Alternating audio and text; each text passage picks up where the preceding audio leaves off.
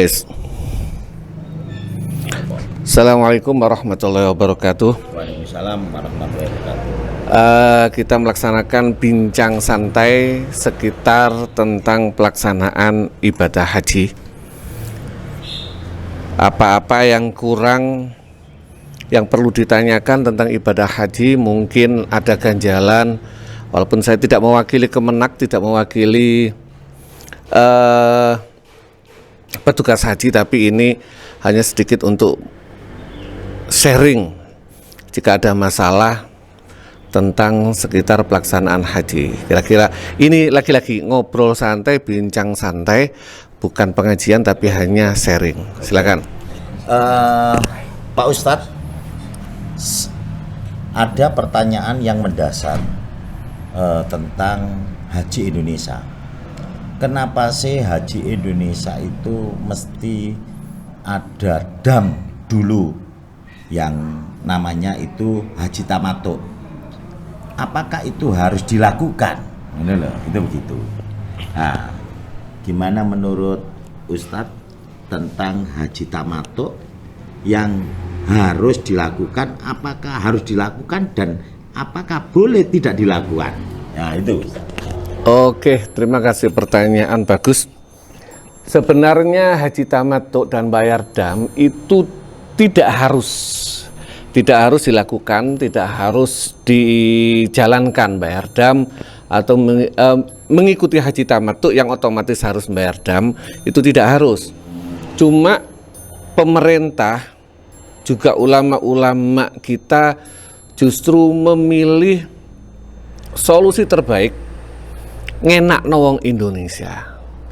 Gini, solusi jemaah Indonesia itu 200 juta sekian, dan jamaah itu wajib, ini peraturan kerajaan Saudi, wajib memasuki border perbatasan Saudi, masuk wilayah Mekah, wilayah Tanah Haram, itu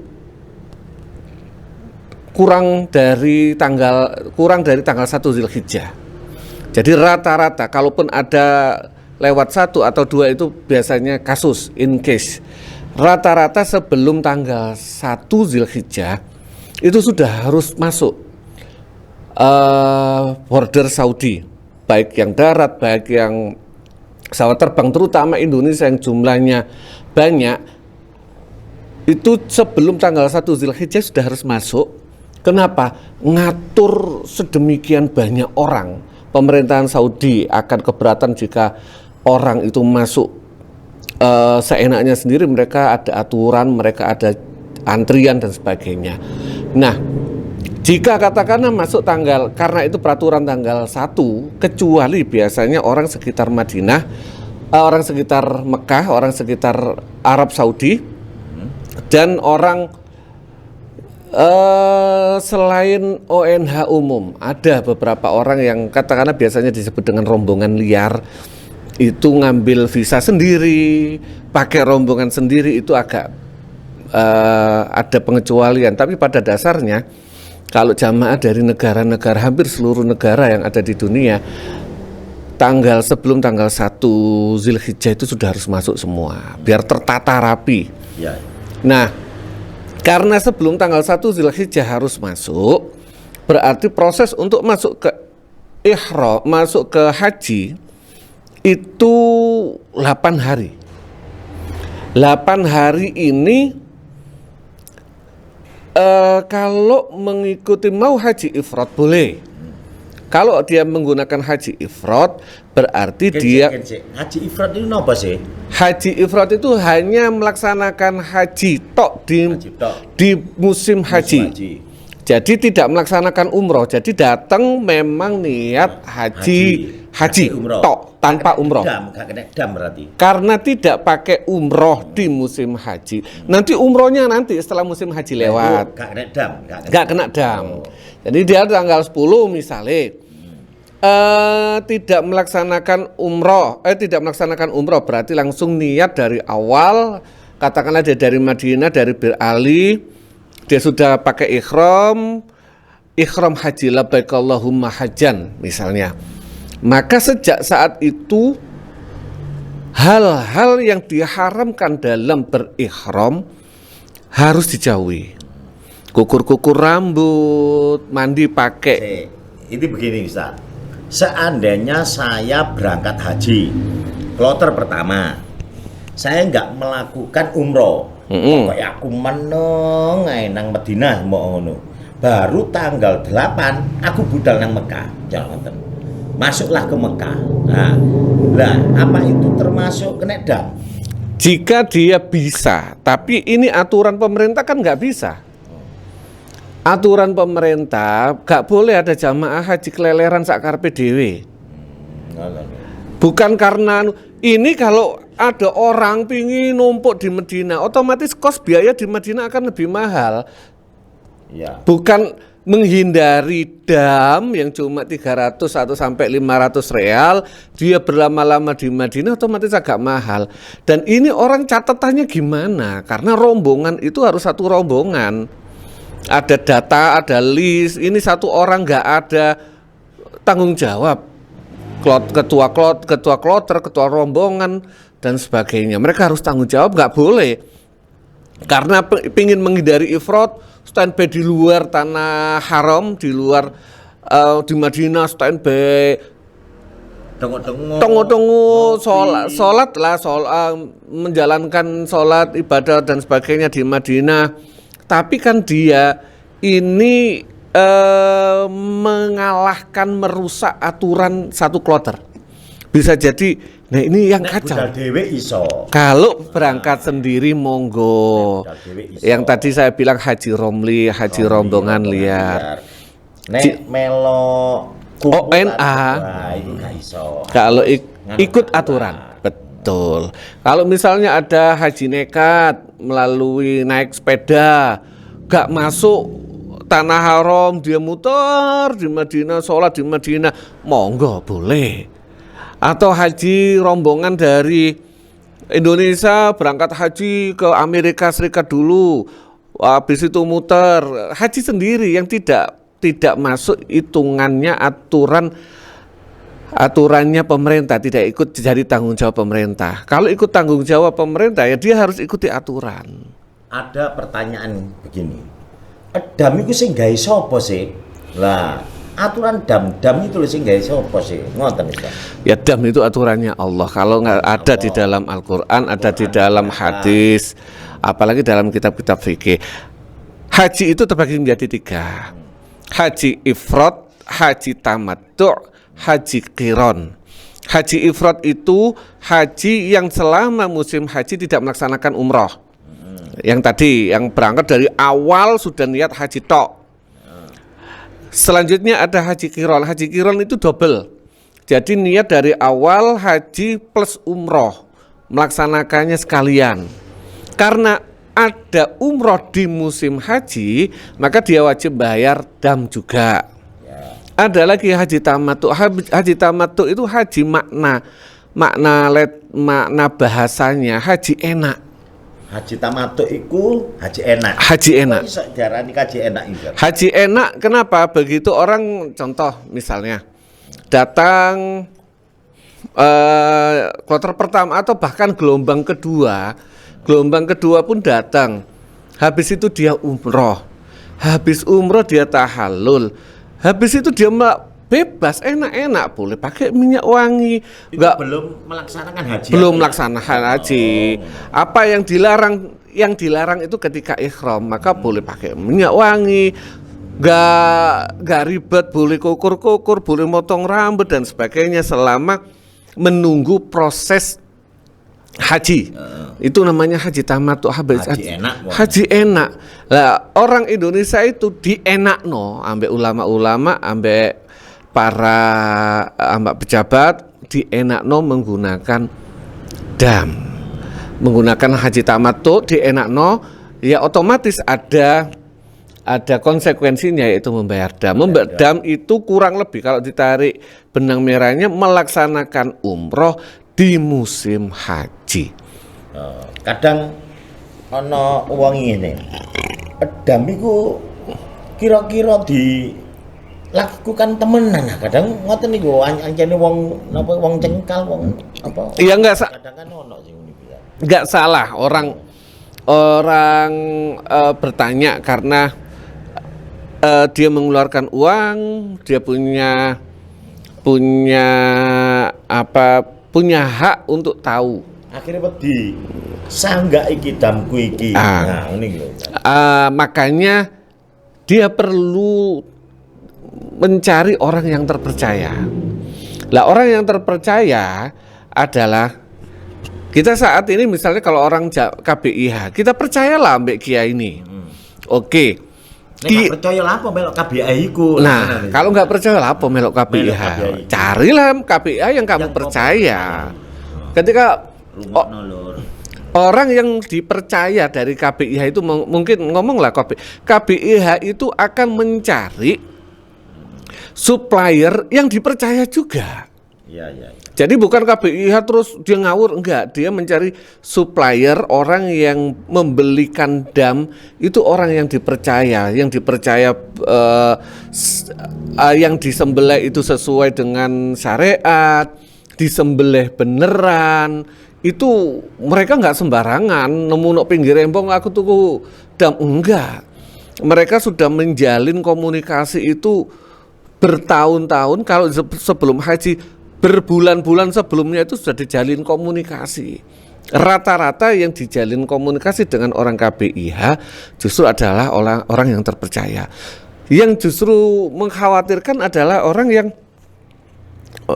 beli sendiri atau punya rombongan yang gak kenal. Ada orang nawarin aku dam, harganya lebih murah, misalnya standar 500 real. Ada yang bisa menawarin aku bisa 300 real. Satu, kita gak kenal dia, disembelih atau enggak. Justru itu yang lebih dikhawatirkan, disembelih apa enggak, karena kita enggak kenal dia. Beda kalau sama dari KBIH lewat kiainya, pembimbingnya. Saya percaya sama pembimbingnya percaya sama suppliernya. Lah kene nek merono marunu gak kenal tambah was-was. Otomatis dititipno wong sing kenal. Betul. Kuwi sing dimaksud. Maka sing wong budal haji ojo atik was-was, pasrahkan orang yang dipercaya. Lah ngoten Ustaz. Betul. Yang percaya. Terus ono sing gak paham tentang itu loh kan. Apa sani ngene-ngene apa jeneng? Nafar awal, nafar sani. Itu apa itu Ustaz? Nafar awal, nafar sani. Nafar awal itu rombongan pertama. Nafar sani bahasa secara bahasa. Nafar awal rombongan pertama, nafar sani rombongan kedua. Nafar awal itu orang yang keluar dari Mina pada tanggal 12 Zulhijjah. Sebelum masuk tanggal 13, masuk tanggal itu dalam bahasa Arab berarti sebelum maghrib. Sebelum maghrib dia harus meninggalkan Mina. Tentu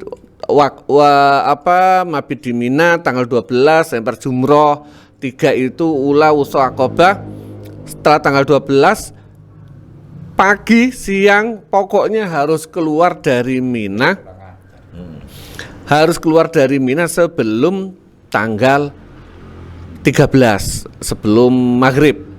Kalau sudah kelewatan maghrib, maka dia harus nginep lagi tanggal 13. Itu yang namanya nafar sani. Apa sih Ustaz? Nafar sani gitu. Nafar sani itu orang yang masih bertahan di Mina Sing mari bebas ngumpuli tahalul lah. itu ono tahalul awal, ono tahalul sani. Iya. Lah wong iki ning gak ro. Tahalul awal iku opo sih? Nah, iku. Oke, ono ta iku nang aturan. Lho ya ada. Ada ya. Tahalul awal itu ini beda nafar awal sama nafar sani beda lagi loh. Ini nafar awal itu orang yang bertahan di Mina. Otomatis kalau dia keluar di tanggal 12 sebelum masuk 13 dia bebas gugur jumroh 3, gugur nginep sehingga cuma sampai tanggal 12. Tapi kalau sampai masuk tanggal 13 maka dia harus tambah Jadi rombongan kedua apa? Ya dia harus nginep 1 malam lagi. Dia harus lempar jumroh 21 jumroh lagi. Itu nafar awal, nafar sani. Baru kita bahas bahas masalah tahalul awal sama tahalul sani. Nek gade tahalul awal, langsung tahalul sani. Tambah berat loh. Gini tak ceritakan. Gini tak ceritakan. Mulai haji tanggal 8. Runtut tanggal 8 malam biasanya orang Indonesia, saya berdasarkan standar jamaah haji Indonesia, tanggal 8 malam habis Isya orang-orang itu sudah pakai ikhram untuk ikhram haji berangkat menuju Arafah. Menuju Arafah malam biasanya tidur di Arafah, pagi siap-siap dan sebagainya. Pagi itu melaksanakan ritual biasa, sholat biasa, ada yang dilaksanakan ceramah dan sebagainya. Sampai zuhur, waktu wukuf itu kan mulai setelah zuhur sampai maghrib. Nah biasanya setelah maghrib ini wukufnya berarti sudah clear, ikhramnya sudah clear, wukufnya sudah clear. Habis itu dia pergi ke Musdalifah. Ini kalau jamaah pakai transportasi bus namanya jamaah taradudi. Taradudi itu di-drop dari Arafah, di-drop ke Musdalifah. Nanti kendaraan balik lagi ngambil yang karena jumlah yang diangkut itu banyak, kendaraan terbatas, maka dia harus pakai trayek seperti itu agar terpenuhi semua. Nah, sampailah di Musdalifah, ngetem nunggu. Selama di Musdalifah itu bisa ngopi, bisa doa, bisa sholat. Otomatis biasanya sambil nyari kerikil minimal 7 untuk jumroh Aqobah. Nyari kerikil 7 di Musdalifah. Nah, setelah jamaah yang di Arafah ini terangkut semua di Musdalifah, mobil itu trayeknya berubah dari Musdalifah ke Mina. Dari Musdalifah ke Mina. Nah ini standby. Mereka yang bisa berangkat lebih awal, kalau bisa dari Musdalifah diangkut ke Mina. Kalau dia datang sampai Mina sebelum subuh atau sebelum tanggal 6, itu lebih baik jumroh Aqobah langsung dari nyampe di Mina, naruh barang, sholat dan sebagainya, sholat subuh atau sebelum subuh dia jumroh Aqobah, berangkat ke Jamarot, melempar jumroh Aqobah. Setelah melempar jumroh Aqobah boleh tahalul awal. Maksudnya tahalul awal itu dia potong rambut, halak itu dipotong rambut atau cukur atau sebagainya. Ketika dia sudah melaksanakan tahalul awal, dia boleh pakai baju biasa, boleh pakai minyak wangi, boleh mandi pakai sabun Lux dan sebagainya. Itu dia melaksanakan tahalul awal. Kalau dia boleh nggak langsung tahalul sani. Bedane gak oleh kumpul. Nggak boleh akad nikah, kumpul suami istri dan sebagainya. Nah kalau langsung aku nggak mau, aku langsung aja, ya berat toh. Berat ya. Semakin berat karena dia nggak mandi pakai wangi-wangian dan sebagainya, berat. Pakai baju ikhram lagi, masih pakai baju ikhram. Rambut merodol di situ nggak oleh. Digampangno ambek Gusti Allah. Diambil lah itu, digampangno dengan tahalul awal, digampangno. Oke, habis itu tahalul awal ganti baju. Kalau mau ada orang yang asal mau jalan, asal fisiknya kuat, saat itu juga misalnya dia bisa lempar jumroh jam 1 malam. Habis itu pulang ganti baju biasa, atau enggak ganti baju, rombongan sendiri jalan kaki karena sudah enggak ada transportasi, jalan kaki dari Mina ke Masjidil Haram. Itu kurang lebih 6 sampai 7 kilo. Ini Nokromo. Enggak sampai. Jalan kaki sini kurang lebih ya sini Aloha lah 6 sampai 7 kilo jalan kaki. Banyak, rombongannya banyak. Kalau fisiknya kuat, masih muda insya Allah kuat, nggak ada masalah. Akeh wangi. Sampai berangkat jalan ke Masjidil Haram. Di Masjidil Haram melaksanakan tawaf ifadah. Tawaf ifadah, habis tawaf ifadah 7 putaran melaksanakan sa'i. Setelah melaksanakan sa'i itu namanya tahallul sani. Bebas wis. Habis itu Setelah itu sampai tahallul. Sani terakhir ya? ya, setelah tahallul sani bebas Ngumpuli bojo, Ah. rabi maneh kono. Boleh. Wis bebas lah ini. Bebas. Kalau bisa setelah itu, kalau bisa berangkat tadi itu bisa melaksanakan sholat id di Masjidil Haram. Kalau kuat jalan kaki tadi. Loh, pas waktu itu apa no sholat id? Ada di Masjidil Haram ada sholat id, ada. Cuma jamaah haji Posisinya Posisinya. biasanya di Musdalifah, di Mina. Kecuali kalau fisiknya kuat jalan kaki boleh. Karena sudah nggak ada kendaraan yang ngangkut ke sana. Oke, tahallul sani. Jadi tahallul awal itu mempermudahkan jamaah. Betul. Intinya begitu. Iya. Kalau nek melakukan langsung tahallul kedua atau tahallul sani ini berat. Berat sekali. Kalau nek memang sampean kuat, Gak tenaga apa-apa. kuat, monggo gak apa-apa. Bukan hanya tenaga, Heeh. tapi juga pengetahuan mengenai sesuatu yang diharamkan itu semua Iya. nggak boleh. Menahannya itu yang sulit. Ya. Abot pokoknya abot lah. Ngono, intine tahallul sing pertama itu hanya gengentekno. Sambil Mungkin minum ada kopi. 2 pertanyaan ini, bisa. Ya, Siap. 2 pertanyaan tadi itu bab urusan dam awal sing wong-wong iku akeh sing gak ngerti apa sih haji kok bayar dam dhisik. Ternyata itu jadi yo gampangno maneh. Ana haji tamatuk. Haji tamatuk iku haji sing paling seneng. Enak. Nah, iki rungokno dulur-dulur sing durung haji cek ngerti. Ternyata kadang wong gak paham iku apa sih kok durung haji wis kena dam. Ternyata gak kena dam. Hititipno. Seumpama nanti itu sudah siap. engkok melakukan umroh dulu ya. Dan hampir pasti Hampir pasti. jamaah Indonesia itu hampir pasti. Justru orang yang pingin jamaah Indonesia kepingin ifrat iku mulosoro awake dhewe. Karena mulosoro karena hampir pasti maka wong gitu ya. oh iya, karena hampir pasti jamaah Indonesia itu hampir pasti tamattu, maka wis disetting teko awal pasti bayar dan Ono takok ngene. siap. Tapi opo haji plus kok bisa diatur dengan rapi? Opo mergo bayare larang? Ngono. Misal. Haji plus Haji itu sama fasilitas. gini loh, Haji Plus itu bisa diatur rapi karena jumlah yang diurusi nggak banyak, satu. Sedikit, ya. Sedikit, jamaah Haji Plus misalnya nggak ngurusi satu kloter, paling cuma 100 orang. Plus bayarannya mahal, karena fasilitasnya beda. Pengawalnya lebih banyak. Kalau ngomong mereka ada pembimbing khusus. Jadi misalnya, contoh yang saya pernah tahu Haji Plus. Haji Plus itu kan hampir biayanya itu 5 kali lipat loh. Ya.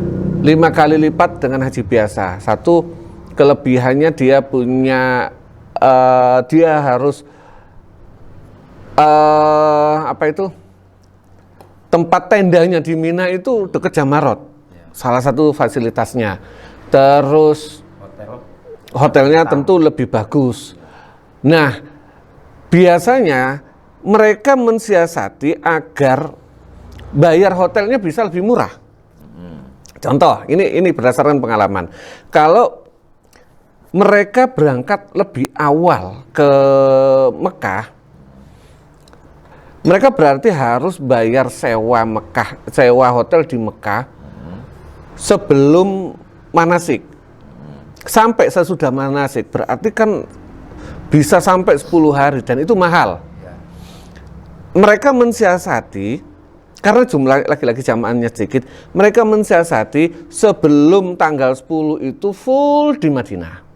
Nyewanya di Madinah Lebih murah. lebih murah karena jamaah selain Indonesia itu rata-rata jamaah ONH biasa itu kan langsung ke Mekah, gelombang kedua. Berangkatnya ONH plus itu sama dengan berangkatnya ONH biasa gelombang kedua. Cuma gelombang kedua itu jamaah ONH biasa langsung ke Mekah, jamaah ONH plus ke Madinah dulu. Kenapa? Untuk mensiasati harganya murah. Sehingga mereka datanglah ke Madinah. Ke Madinah tanggal 1 sampai tanggal 8 untuk target arba'in, 40 hari, 40 waktu. Setelah 40 waktu, ini mereka belum nyewa di Mekah. Sehingga mereka berangkatlah mereka ke Arafah langsung. Begitu mereka berangkat ke Arafah, mereka nggak punya hotel di Mekah. Mereka berangkat ke Arafah, terus ke Musdalifah, Mina, di tenda. Setelah selesai pelaksanaan ibadah, orang-orang non Indonesia biasanya itu meninggalkan Mekah. Otomatis hotel-hotel itu kosong sehingga mereka bisa dapat lebih murah. Jadi sebenarnya mereka itu mensiasati agar mereka bisa untung. Kalau enggak ngikuti sama dengan prosesnya Indonesia, rugi mereka. Ya, izinnya lebih mahal daripada reguler. Jadi hasil dari pertanyaan opo sih Haji Plus kok gampang diatur, isok rapi. Nggak ngono lah. Artinya karena mereka sedikit Haji Plus itu. Jadi nek ngatur uang didik luwih enak daripada ngatur wong akeh. Ya itu. Satu itu, dua ini mohon maaf tapi ini tidak ada niat menyinggung. Tapi ini kenyataan real, orang Haji Plus itu orang punya duit. Orang punya duit itu biasanya berpendidikan. Mereka berpendidikan sehingga karena mereka berpendidikan gampang diatur, gampang diajak ngomong. Lebih mudah menerima informasi. Komunikasinya itu gampang. Komunikasinya enak. Kalau mohon maaf, kalau jamaah reguler itu dengan berbagai macam kalangan. Lah iya, apa meneh aku ndelok kanca sisik, ya. Apa ngeruwet, wanggelan ya kayak iki lho. Wanggelan. Lah kayak ngene iki lho. Tapi berpendidikan. Iya, sing penting gak wanggelan. Dadi nek kandhani ngomeyel ae. Apa meneh nek mimpin jamaah kaya ngene-ngene iki susah. Ngono sing diatur iku, ngono. Mandiri. Susah memang. Saya punya pengalaman berdasarkan pengalaman pernah ngurusi ONH plus, pernah ngurusi jamaah reguler. Memang lebih berat ngurusi jamaah reguler. Berapa tahun Ustadz apa itu ngatur jamaah-jamaah haji di? Enggak sering sih. Saya pernah ONH plus sekali, pernah ngurusi jamaah reguler sekali, pernah haji rombongan liar sekali, punya privat, jadi pembimbing privat sekali. Di sana itu berapa tahun nih Ustadz? Sekolah di? Saya bukan sekolah di Mekah ya, saya sekolah di Syria. Haji cuma 4 kali toh. 4 kali. Dan alhamdulillah 4 pengalaman. Dengan jalur yang berbeda. Dengan jalur yang berbeda. Pengalaman macam-macam lah. Ya alhamdulillah. Tapi orang-orang haji. Ya itu. Mungkin ono pertanyaan lah tentang berkaitan nih wong haji-haji sing apa yang diruwetno iku. Ngene. Ini bukan pertanyaan, tapi pernyataan. Jadi lain pertanyaan dan pernyataan. Ayo kita nyatakan dalam hati kita masing-masing. Ndongakno wong haji sing tahun ini dan tahun-tahun yang akan datang. Muga-muga digampangno Allah Subhanahu wa taala. Amin. Amin. Karena apa? Kita tahu bahwa semua orang mempunyai kapasitas yang berbeda, mempunyai duit yang berbeda, mempunyai pendidikan yang berbeda. Lah kabeh itu yang mempunyai uang biar mereka bisa bersedekah. Yang berpendidikan bisa memberikan pengetahuan dan bimbingan. Yang tidak punya ojo ngeyel.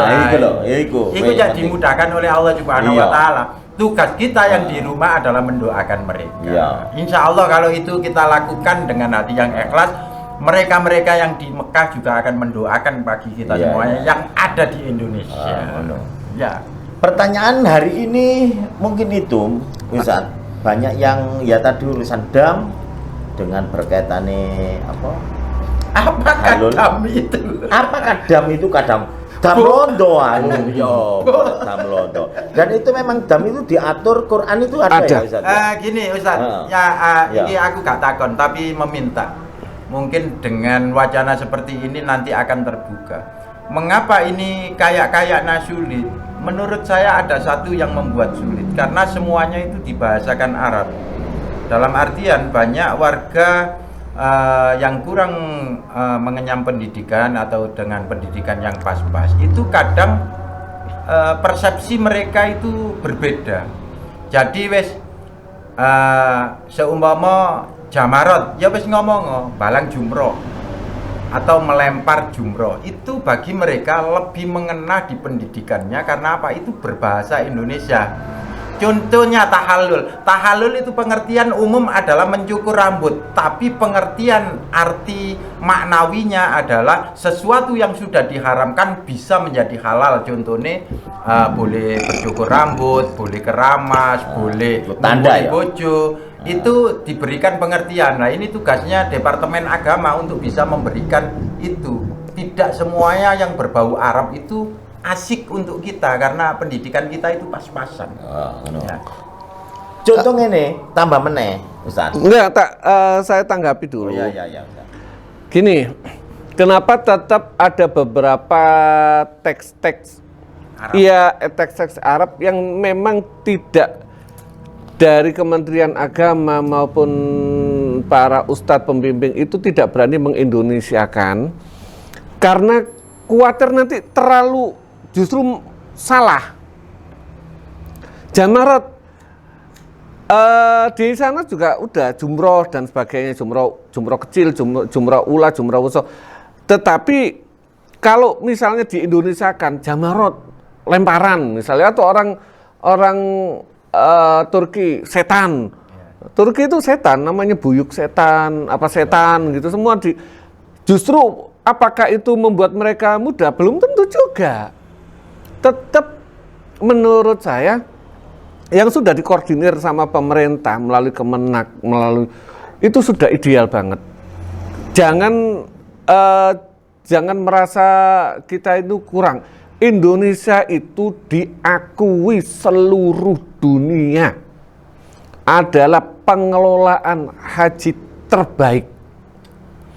Jadi saya tekankan jamaah Indonesia itu paling rapi, paling keren, paling nurut dan diatur, dikelola paling bagus. Jadi gini, jadi jangan merasa Indonesia kurang bagus. Indonesia itu sudah terbaik di antara sekian banyak negara. Saya bukan mewakili Kemenak, tapi ini saya kunci dari orang Indonesia berangkat ke sana adalah rono iku niato dari awal niat haji. Sing diurusi iku wong wakeh. Indonesia saja ngurusi 215.000. Arab Saudi ngurusi sampai 2 juta lebih yang diurusi dalam satu waktu. Kalau ternyata dalam proses itu ada salah satu, salah dua yang di luar prediksi, itu masih 0,000%. itu harap dimaklumi ya, diniati dari awal niatnya haji.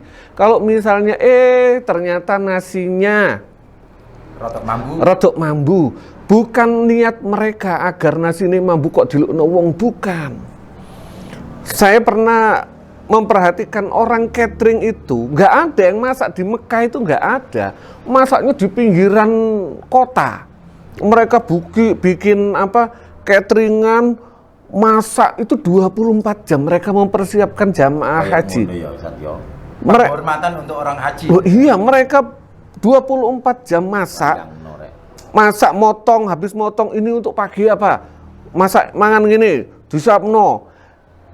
Ini dari sana, nanti dibawa ke pondokan itu butuh waktu, kena macet dan sebagainya. Sing sabar.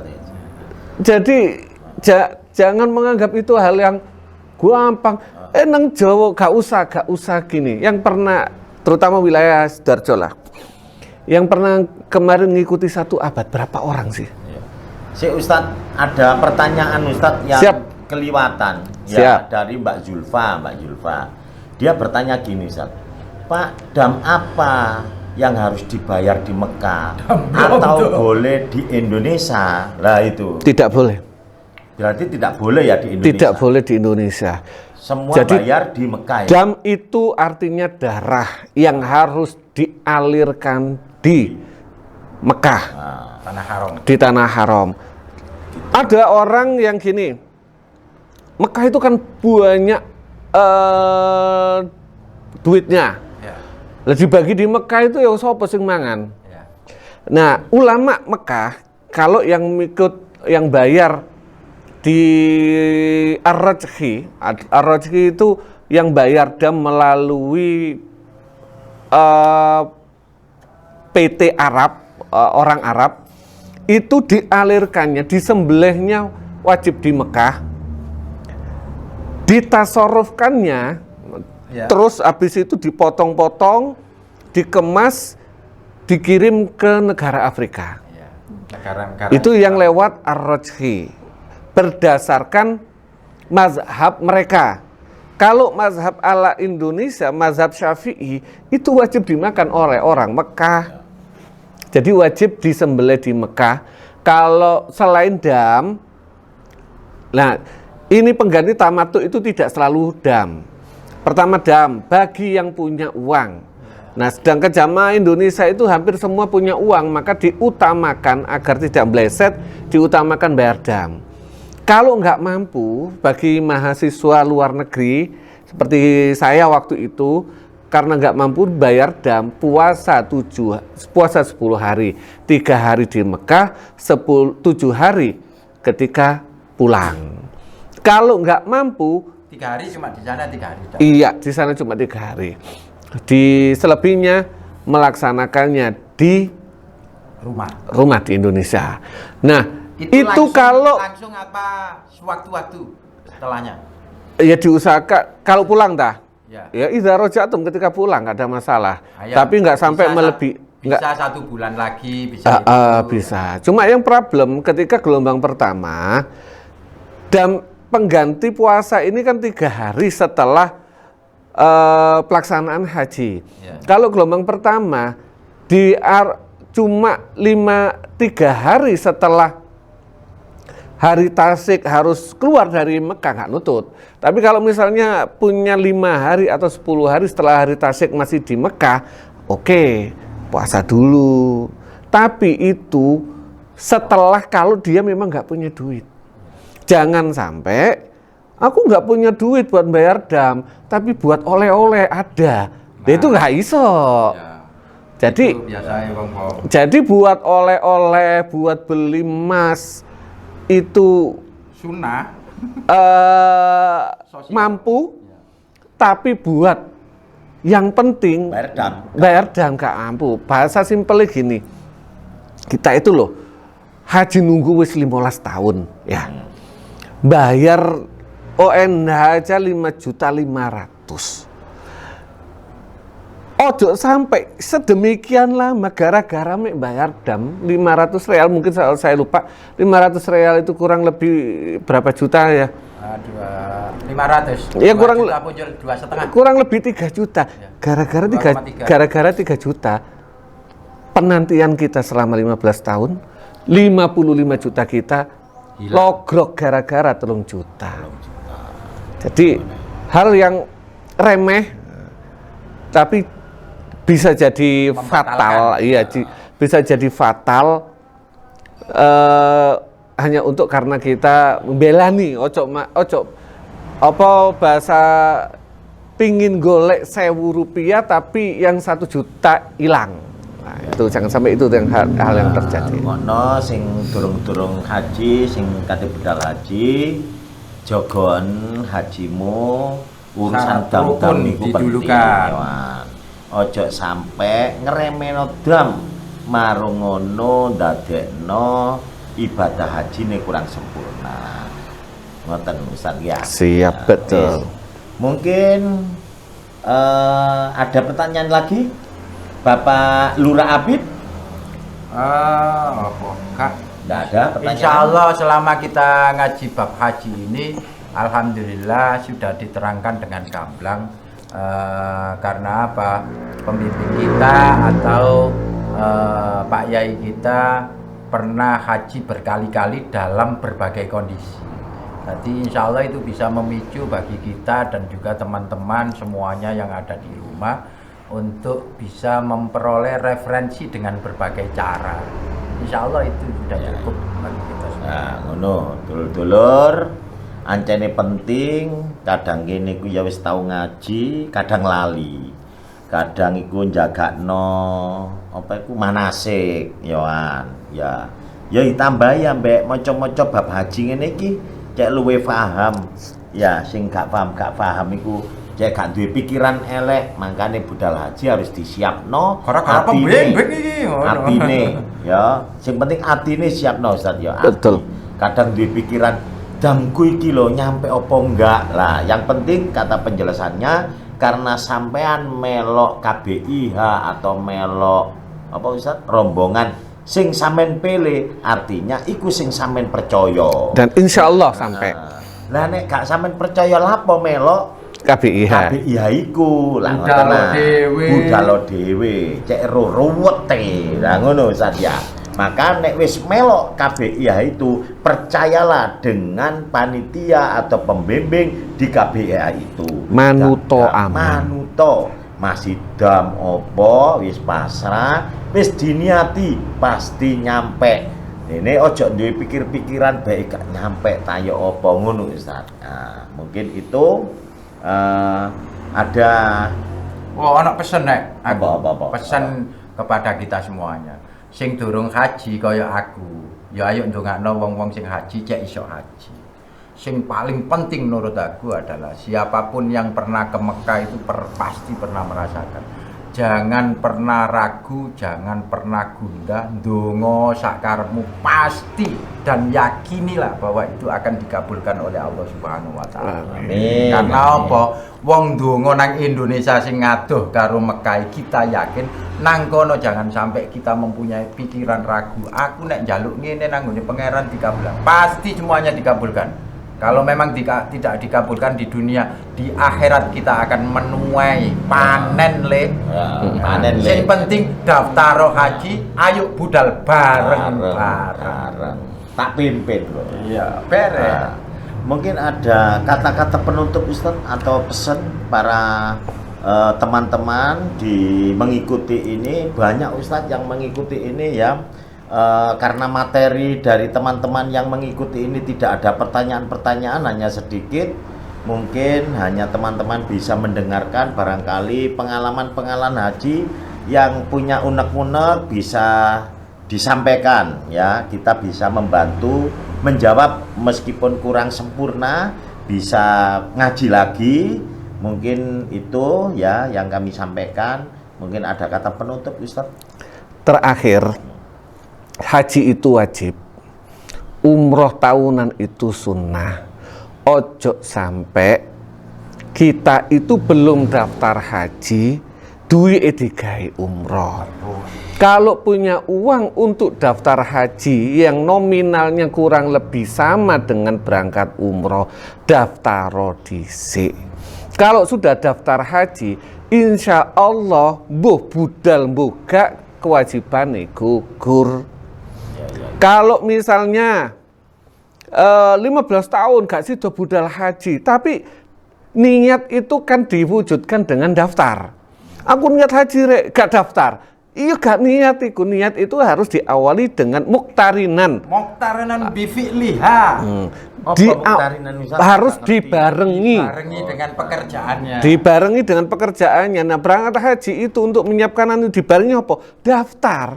Niat tok tanpa daftar itu mek kerentek. Maka ketika niat dengan daftar, tiba-tiba wallahu alam umur gak gak nyampe 15 tahun, insya Allah wis oleh ganjarane haji. Niyatu qasdu syai'in muktaronan bifi'liha. Yang namanya niat adalah menyengaja sesuatu dibarengi dengan melaksanakannya. Lah minimal daftar. Ya, Daftar dhisik. Lah, ono uang mampu, misalnya punya 30 juta, gak daftar dhisik. Berarti kan dia sebenarnya pada dasarnya mampu. Ya. Dipakai umroh. Kewajiban haji ini gak hilang. Masih tetap Masih punya kewajiban. Lah kok tiba mari umroh sepurane gak ono gak cukup umure, berarti dia masih punya utang haji.